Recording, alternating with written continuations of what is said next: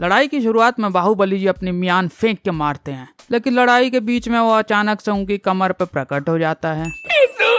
इस सीन में रस्सी इतनी लंबी है, लेकिन जैसे ही पत्थर फंसाते हैं वो तो भैया इतनी छोटी हो गई। ये कैसे हो गया?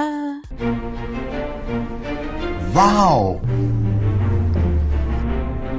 अच्छा, इस सीन में क्या मिस्टेक है? दिख गया हो तो फटाफट से कमेंट कर दो, नहीं तो आंसर जानने के लिए लास्ट तक जरूर देखना हो। इस सीन में इस फटीचर का हाथ खाली होता है, लेकिन अचानक उसके पास कबूतर आ जाता है। और ये तो भैया बाहुबली के पहले कूदे थे, तो फिर बाहुबली ने इसे पकड़ कैसे लिया? और जिस पत्थर में रस्सी फंसी थी वो तो यहाँ किनारे पर थी, लेकिन अगले ही सीन में वो तो इतनी दूर हो जाती है और उसके आगे इतने सारे पत्थर भी आ जाते हैं।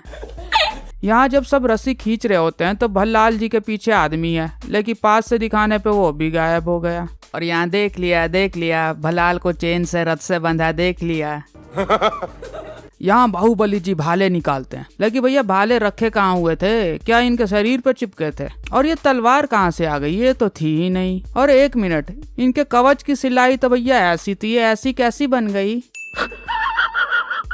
इस सीन में बाहु भैया बच्चे को बचाते हैं, लेकिन पीछे से दिखाने पर वो अचानक से गायब हो जाता है। यहाँ साफ दिख रहा है कि सोल्जर्स को कॉपी पेस्ट करके दिखा दिया गया है, ये तो असली है ही नहीं। इस सीन में बाहु भैया कभी घोड़े की लगाम पकड़ रहे हैं तो कभी छोड़ रहे हैं, लेकिन ये घोड़ा तो भैया चलता जा रहा है। My question is, what the hell?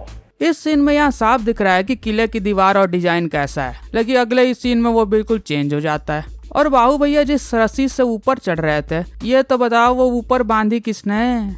यहाँ लाइन में ये लोग आगे थे, लेकिन गिरते ही वो चेंज हो जाते हैं। और ये नया बंदा कहाँ से एंट्री मार गया भाई? ये तो था ही नहीं। यहाँ बाहुबली के पास कोई हथियार नहीं है, लेकिन अगले ही सीन में ढाल और भाला लेकर खड़े हो जाते हैं। और मुझे ये तो बताओ कि ये दो बार इतनी जल्दी कपड़े बदल कैसे लिए? और जो कपड़े मिल गए वो भी इनकी साइज के थे, जो फिट हो जा रहे हैं। आप क्रोनोलॉजी समझ लीजिए। मेरे दिमाग की दही तब हुई जब मैंने ये सीन्स देखे। यहाँ कालके का हथियार पत्थर से है, यहाँ बेम्बू का बन जाता है। यहाँ जिस रस्सी से देवसेना को बांधा था वो गायब हो जाती है। यहाँ इस फटीचर को फेंकने पर इसका चेहरा इतना शांत बना हुआ है। यहाँ कटप्पा जी की सबसे ताकतवर तलवार पीठ के वजन से टूट जाती है।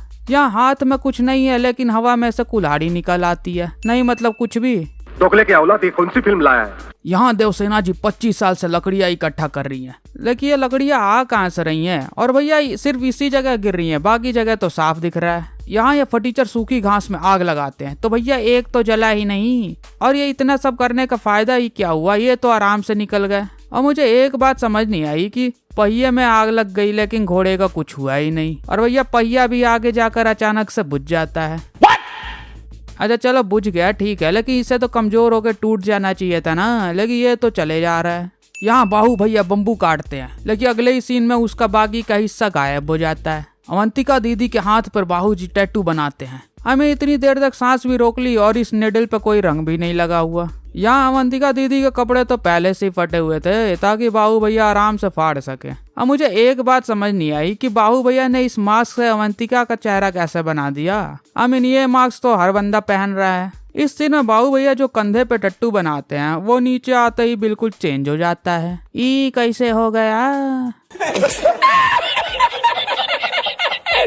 शिवगामी मैया यहाँ दूर दूर तक कहीं नहीं दिख रही, लेकिन जब सैनिक आते हैं ये तो अचानक से प्रकट हो जाती हैं। खैर मुझे एक बात समझ नहीं आती कि इतनी देर तक पानी के अंदर खड़ी कैसे रही। जब ये फटीचर आके बचाता है बच्चे को, तब ये तो जिंदा ही रहती हैं। तो मैंने आपसे पूछा था कि इस सीन में क्या मिस्टेक है, तो यहाँ इस फ्लैग को देखिए, ये एक लूप में बह रहा है। देखिए फिर से रिपीट हो रहा है। तो वीडियो पसंद आई हो तो लाइक सब्सक्राइब जरूर करना और बेल आइकन जरूर दबाना, शेयर भी कर देना।